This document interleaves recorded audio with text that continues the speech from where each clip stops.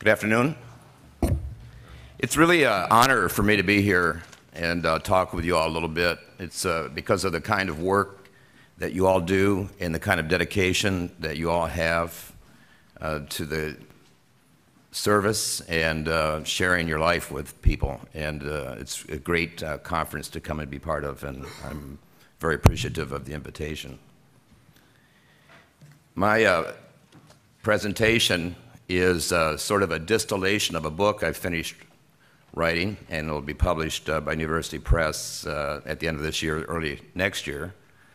And I urge you to buy it, not for its brilliance, but for the fact that all of the profits going back to the movement, and which is something I learned from my work with the movement.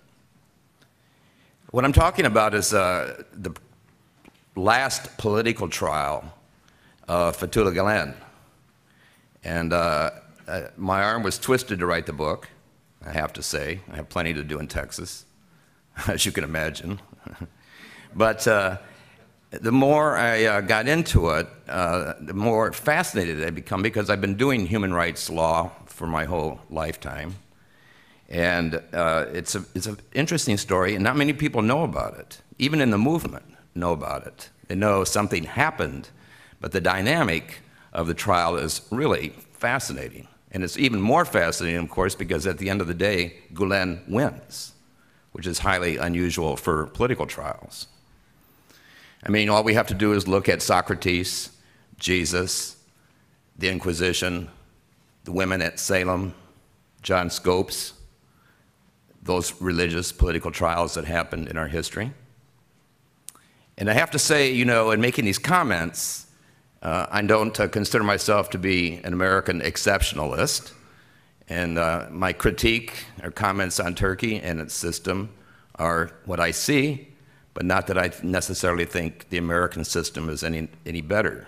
I mean, I live in the American legal system, and I understand its problems, or as we say these days, euphemistically, its challenges.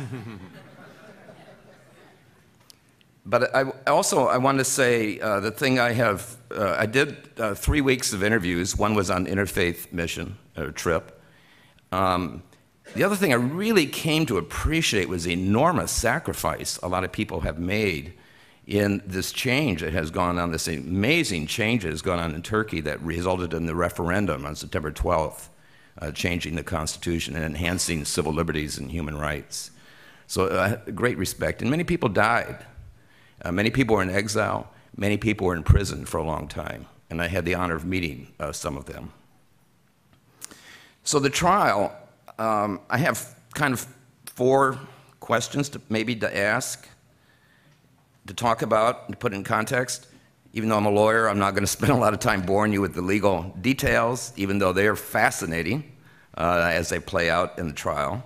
But the first question is, why prosecute Fethullah Gülen? A man that Monsignor Marovich, when I interviewed him, called a saint. Who were the actors in this prosecution? What were the means that they used? And what was the wild card that gave Fethullah Gülen and religious freedom in Turkey the victory? So why prosecute Fethullah Gülen? We've heard all of the different versions today, different reasons that have come up.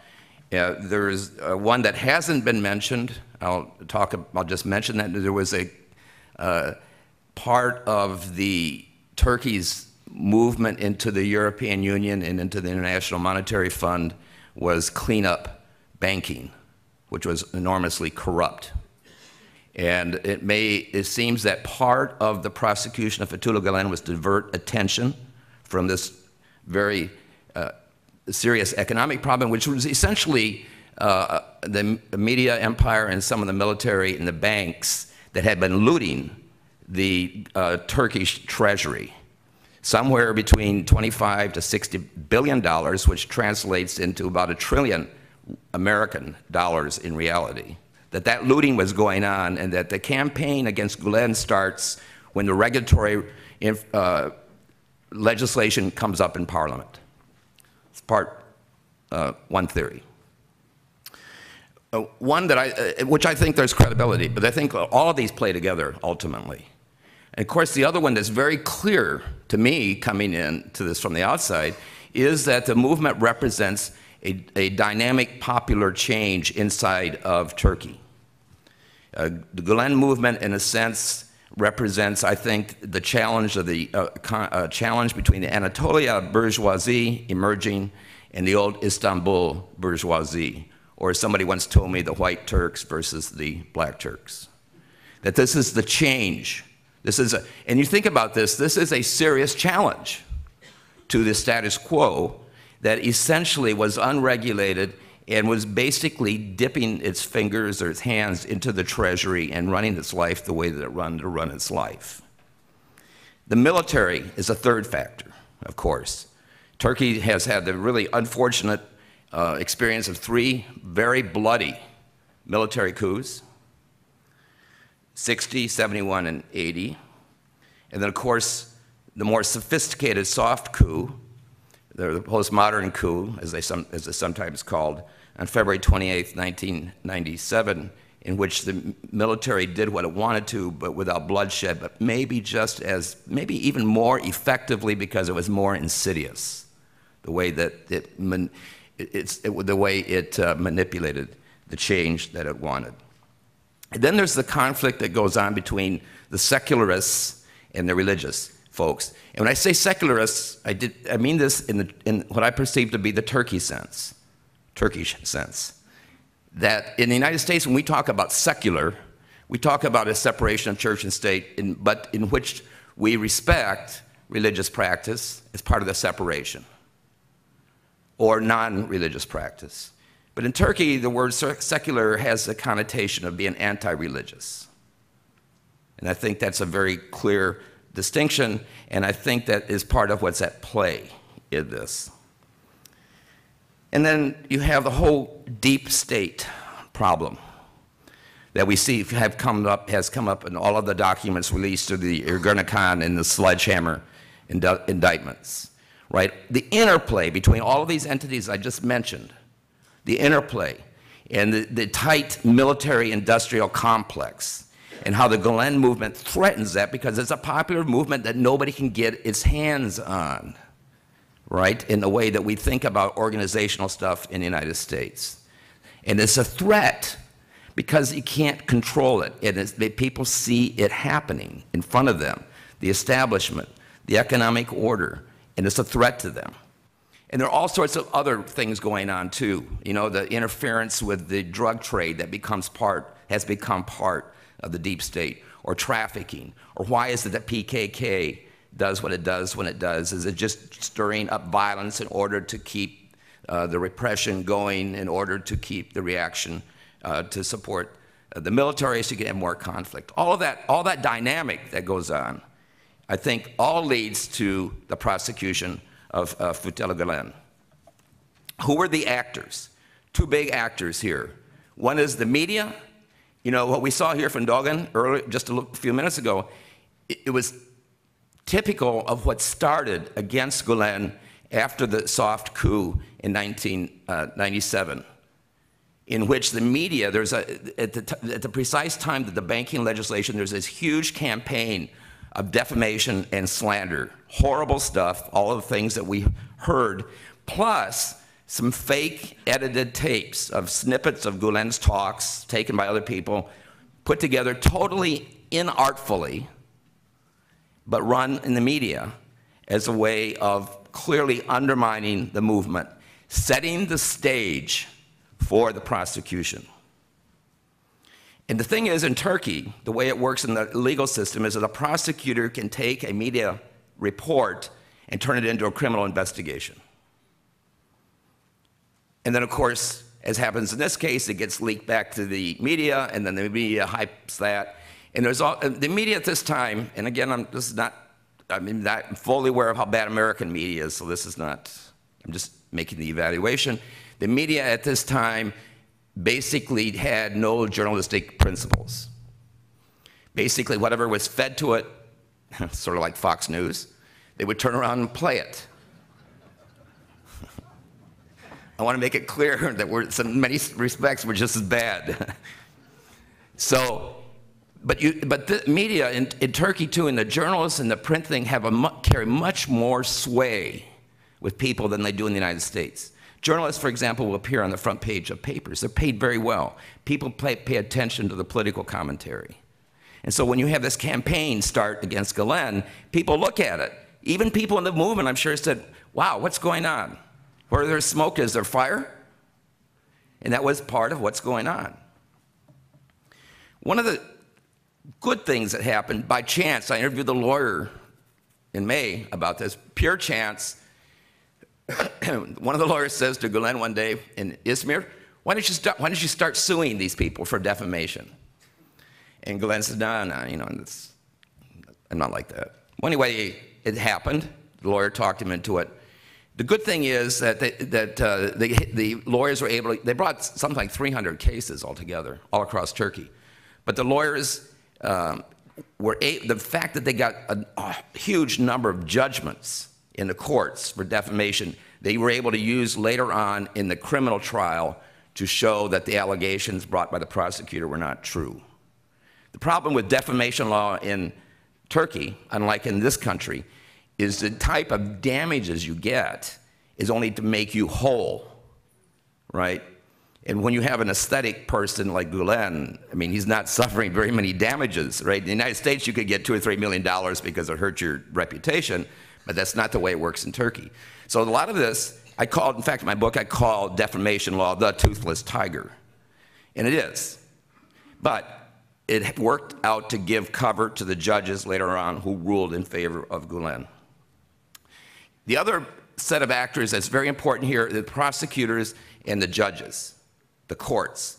Turkey, by virtue of the 1982 Constitution, which was written by the military, and the people passed it by referendum because they said take it or leave it, so it was better than nothing. People passed it.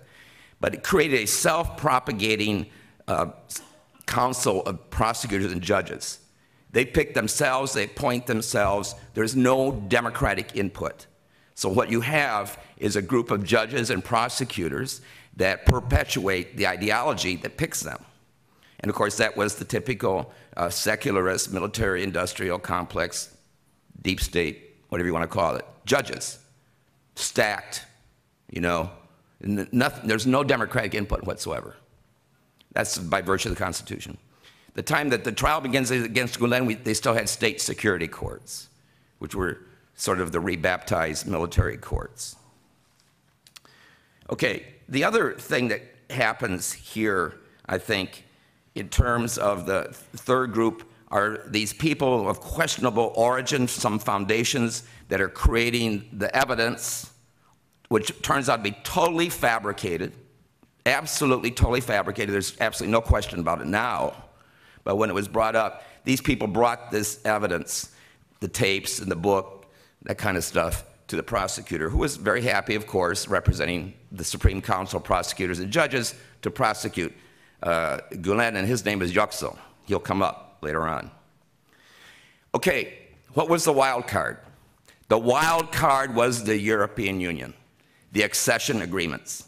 Turkey was bound and determined to come into the European Union, and as a requisite for coming into the European Union, it had to change its legal system. Changing its legal system meant abolishing the state security courts, meant allowing religious freedom, and it meant ensuring civil liberties. And it took Turkey a long time to come into compliance with those requirements in the accession agreements. It happens during the Gülen trial. That's why I call it the wild card. That is why Gülen wins the trial in the end. All right, so let's talk about the trial. Before we do that, I want to point out there were two prior prosecutions of Gülen. One was after the 1971 coup, when he was arrested, sentenced to 2 years heavy punishment, which in Turkey meant solitary confinement, and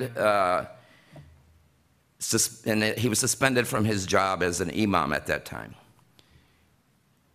What's important about this prosecution and the next one, this is really important, and I didn't really realize this until I started reading the legal documents. When Gülen is indicted, the movement is indicted, both together. The reason that happened is because under Turkish law, if the government was to prevail, it could seize any assets connected to the movement. And as we heard, I mean, this is actually part of the reason for the decentralizing of the movement, to make it more, so that it make it more difficult if this were to come up. But you can see what the government at the time was really up to. Not just putting Gülen in jail. In fact, the prosecutor at one time actually wanted capital punishment, believe it or not, even though Turkey has suspended it. But the first indictment, or the first case here in 71, and then the large one I'm talking about, is after, very clear, it's after the movement. Anyway, the military court overturned the trial in the lower military court and just said the punishment was too harsh. In the meantime, not that he was innocent. He was charged for terrorism, as he was the second time. And not that the punishment, not that he was innocent or guilty, but that the punishment was too harsh. So, what really happened is that Fethullah Gülen was in internal exile 600 miles away during that period. 1995, Yüksel, who I mentioned, first appears, and he actually conducts an interrogation of Gülen in person about whether or not he's a terrorist. And he decides that he is not, and he closes the file. This will become the petard upon which the prosecution skewers itself later on. Right? He makes a decision that he's not a terrorist. Okay, after all the media commotion has started that I've mentioned, the vicious media campaign that goes on, in 1999, Fethullah Gülen has come to the United States for health reasons, and the things start to move, and the prosecutor, Yüksel now, is getting ready to indict Gülen. He tries to arrest him. The first state security court says no. Then there's a collateral appeal, all of this. I won't bore you with, I mean, there are a bunch of collateral appeals. The result is he doesn't need to be arrested, but the trial goes on, okay? The indictment is awful, if you read it. I mean, it's everything, all of this stuff, all of this trash stuff that was up here earlier, the secret cardinal, I mean, all of that stuff is in the indictment. And it looks like a cut and paste job, actually, that he'd end up Xeroxing or something. I mean, it's just, I mean, it's amazing the lack of integrity in bringing forward this criminal prosecution. But anyway, he does it. And of course, the day before he files the indictment, he leaks it to the press, and all of that goes back and forth. Gülen is indicted as a terrorist. All the evidence, I mean, is clearly fabricated, but it's there, right? Or create that smoke. Where's there's smoke, there's fire. Anyhow, the trial starts off. And then in the middle of this trial, about 2 years into it, there is an amnesty law suspended that says anybody who's been arrested, if you don't commit a crime for the next 5 or 10 years, depending on what you're charged under, then the charges will be dropped, right? This is essentially how Turkey periodically cleared out its prisons of political prisoners. And Gülen does not accept it. His lawyers don't accept it. So then what happens is that they go on and... You got 2 more minutes, man. How can I do this exciting story in 2 minutes?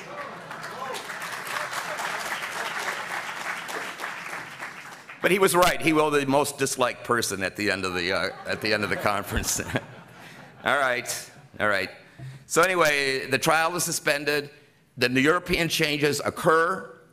As I mentioned, the anti-terror laws change. The courts are abolished. The presiding judge that was against Gülen is transferred. A new court comes in, including the judge that refused to arrest him. And the trial reopens. And then in 2006, the trial acquits Gülen. And I was going to read you, it's an amazing, beautiful opinion about free speech and about religious freedom in Turkey. But I guess you'll have to come and see me since the prosecutor here won't let me read it. Because there are a couple other things I have to mention. But you've got to think about the courage of these judges, right? The courage of these judges, these 3 judges. So then the state appeals. It goes up to a panel of 5 judges, and it's on appeal for 2 years. And then the 5 judges rule in favor of Gülen.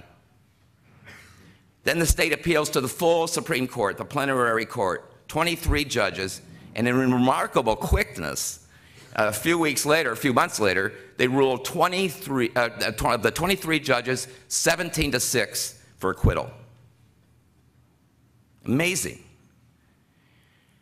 And Gülen says, they asked him, what do you think about this? He says, you know, it really shows the courage of these judges in Turkey. Of course, it shows a lot more. It shows a brilliant brief. You should read the brief. Along with that book, I'm putting a lot of this out in lines so you can access it and read some of these documents.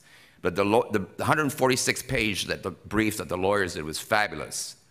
I mean, you ought to read it, how it rebuts every one of these charges, you know, just in amazing detail.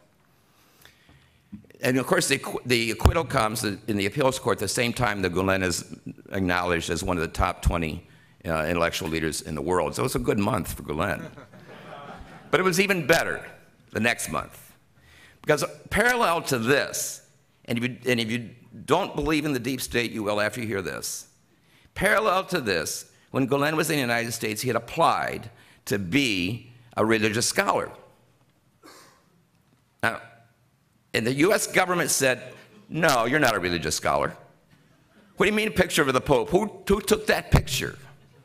I'm not kidding. This is the, you know, I just got done bad-mouthing the indictment in Turkey. Well, you ought to read some of the United States Justice Department pleadings. Just absurd.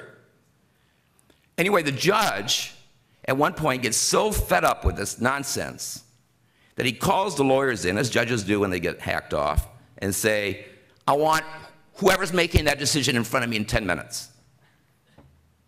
And the lawyer for the government says, Your Honor, this decision is coming higher than Homeland Security, and it's coming so high that I cannot get that person in front of you. So it narrows it down. We know Bush didn't think about this. So that narrows it down to either Cheney or Rumsfeld. And the judge says, yeah, whatever, and grants religious scholar status. 2 days after this happens, Gülen's attorneys made the decision not to release it to the press. I'm wrapping, this is my coda. Not to release it to the press because of the CIA agent thing, you know, just let it happen. Well, 2 days later, it was in the Turkish press. So somebody from the inside the United States government leaked it. Clarence Darrow, this is my wrap-up, okay? Clarence Darrow used to say that the law, and Clarence Darrow was a famous human rights lawyer in the United States, very earthy, used to say the law is the bastard child of justice. He was absolutely right. But in this sense, in this one instance in history, and I'm glad to have written the book about it, justice and the law coincided, and Turkey is better off in terms of religious freedom, in terms of democracy, and in terms of human rights, thanks to this trial. And thank you. Excellent. Excellent.